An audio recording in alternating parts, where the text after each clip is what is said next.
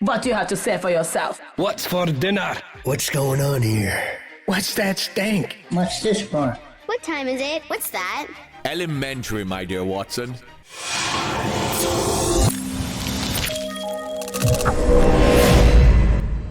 Hey peeps, wagwan, big up on yourself. Welcome back to the channel, guys. People, in this video, I'm going to be summarizing the sentence that was handed down to Bryan, OC Blackman, leader of the Wandan Clansman gang there out of Spanish Town. As you guys all know, he was on trial. And I did a video a few days ago, where he gave a speech during his sentencing hearing. Now, the sentencing was handed down, and of course, you can find the judge's summary and the sentencing online. I think it's about 30 minutes long. But for those people who want a kind of like a brief summary and also some commentaries, then I think you'll find this video quite interesting. So I will start out by looking at the counts, and I'll explain to you what the counts mean, and in terms of the concurrent and consecutive years, and then we will add that up together so you can have a good idea of the number of years that Bryan, OC Blackman, received during his sentencing hearing.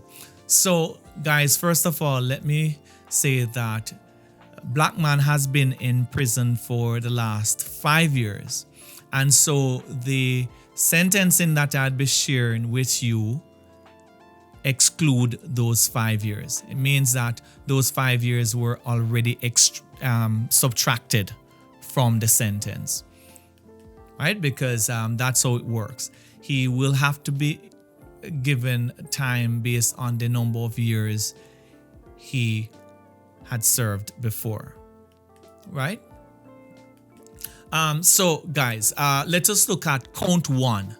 Now, count one, he was charged for leadership of a criminal organization, and of course this comes from the anti-gang legislation, and he received 21.5 years for this.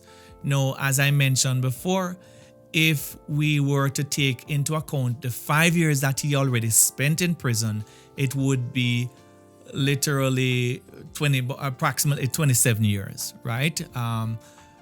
So we subtract the 5 years and we get 21.5 years for count one, leadership of a criminal gang. Now, for count 6, facilitation of murder. And I want you guys to listen to these counts closely, right? Facilitation of murder, 6.5 years. So 6.5 years, and this is to be run concurrently with count 1. So count 1 and count 6, they're running concurrently. So write that down, because we're going to be tallying them when we're done. Count 7, facilitation of murder.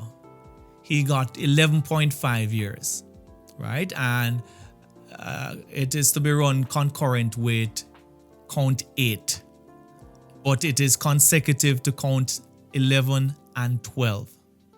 Now, count 8, which is facilitation of arson, is 11.5 years.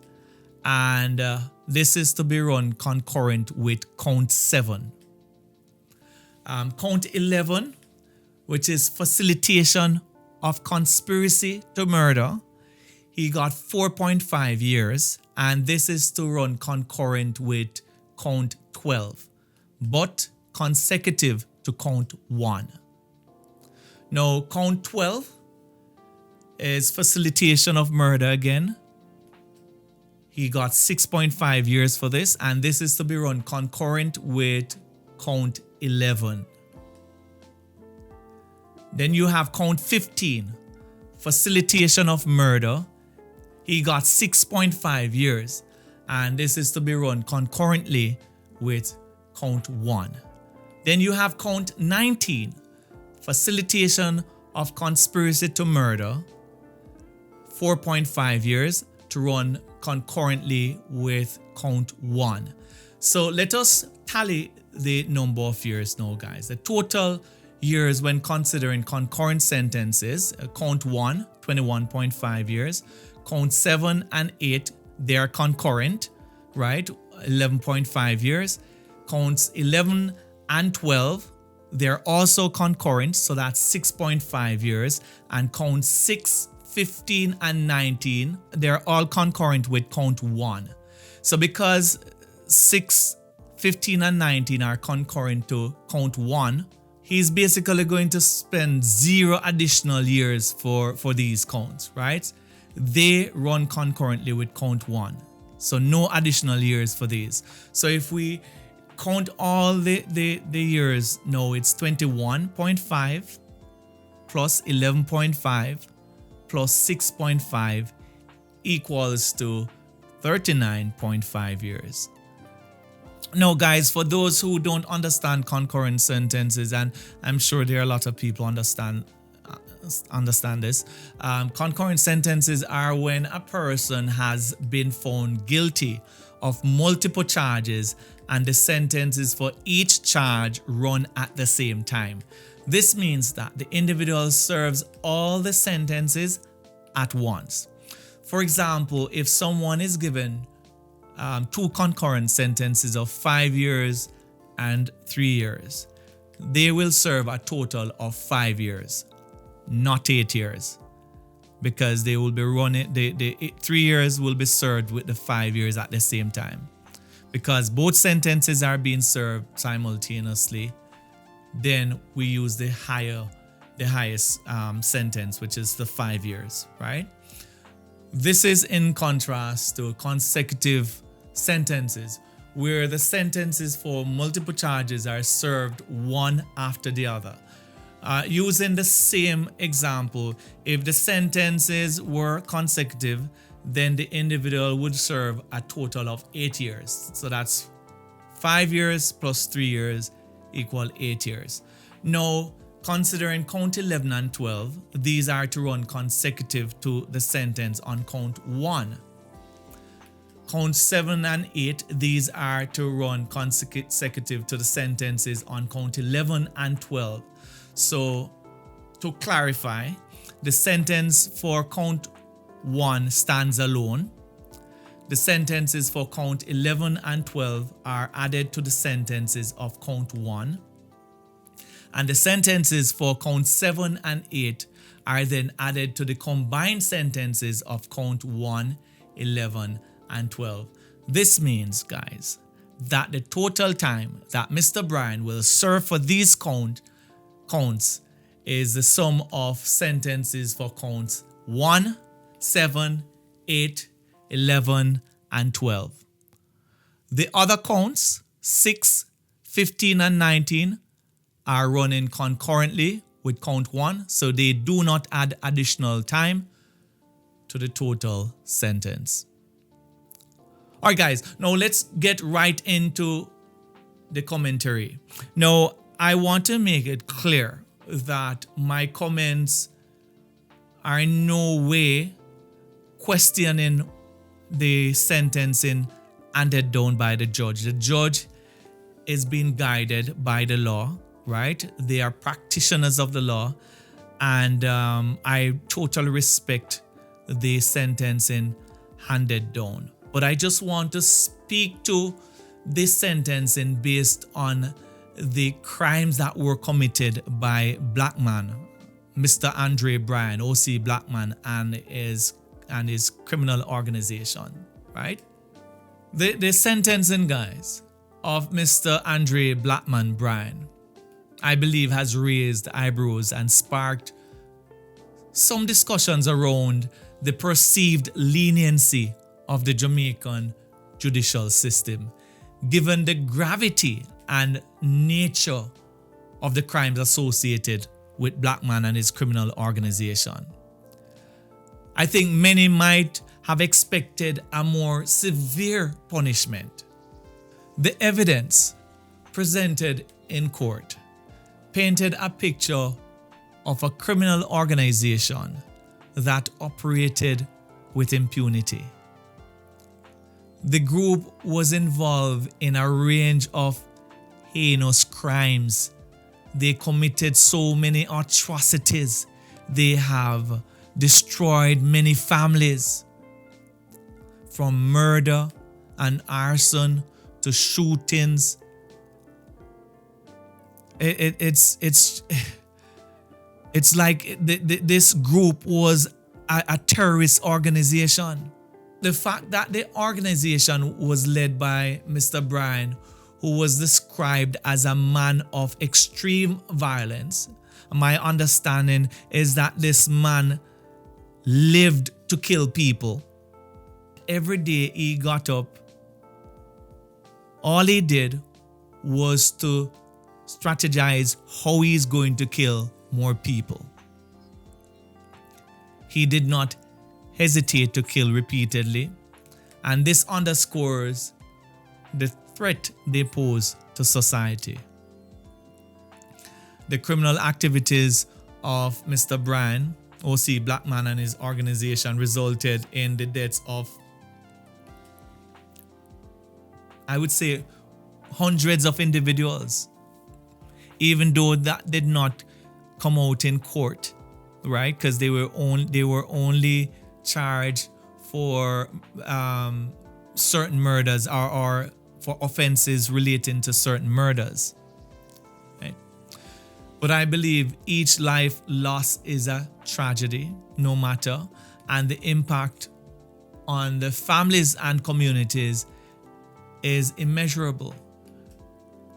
Given this, I think one might expect the judicial system to hand down a sentence that reflects the scale of devastation that was caused by this gang.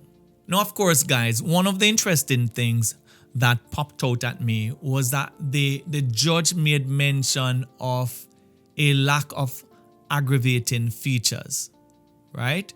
The judge noted that there were no aggravating features to increase the number of years in Mr. Bryan's sentence. And if you listen to the counts, they're mostly facilitation and conspiracy. Now, while this is a standard consideration in legal proceedings, it might be challenging for the public to reconcile. I think it's challenging for me, and it's challenging for a lot of people, right, to reconcile, especially because the crimes in question have had such a profound impact on Jamaica. You know, I think the court seemed to weigh the prospect of Mr. Bryan's rehabilitation. The judge mentioned his father. And I think while rehabilitation is a noble and essential goal of any justice system, the extent of Mr. Bryan's crimes and his role as the leader of this criminal organization might lead some to question whether the sentence sufficiently address the need for public safety and deterrence. And I've always said that deterrence is a critical part of handing down sentencing. Now, here's the thing, guys. When you compare sentencing guidelines in other countries for similar crimes, the sentence handed down to Mr. Bryan might seem lenient, very lenient. In many jurisdictions, leading a criminal organization involved in multiple murders could result in multiple life imprisonment, meaning that, you're talking about consecutive life, right? And for some, especially in the US, for some states, it might even include the death penalty. I think the perceived leniency in Mr. Bryan's sentencing could impact the public trust in the judicial system. It is possible. Now, of course, we appreciate the progress that has been made. And I'm not going to, as I mentioned before, the judge handed down the sentencing based on guidelines. So it is not a problem with the court system, but it's a problem more with the laws. There needs to be more, I would say, we need to improve upon our laws. When the public feels that justice has not been served, I think it can erode confidence in institutions and the rule of law. And I think especially in Jamaica right now, guys, based on the crime landscape there, we need to see more severe punishment handed down. Now, guys, as I wrap up, I think while the court's decision was based on legal principles and considerations, the broader implications of such a sentence on public perception and trust in the judicial system cannot be ignored. The case of Mr. Bryan O.C. Blackman serves as a reminder of the delicate balance the judiciary must maintain between upholding the law, ensuring justice, and meeting societal expectations. Guys, that's all I have for this video. As per usual, guys, let me know what you think down in the comments below.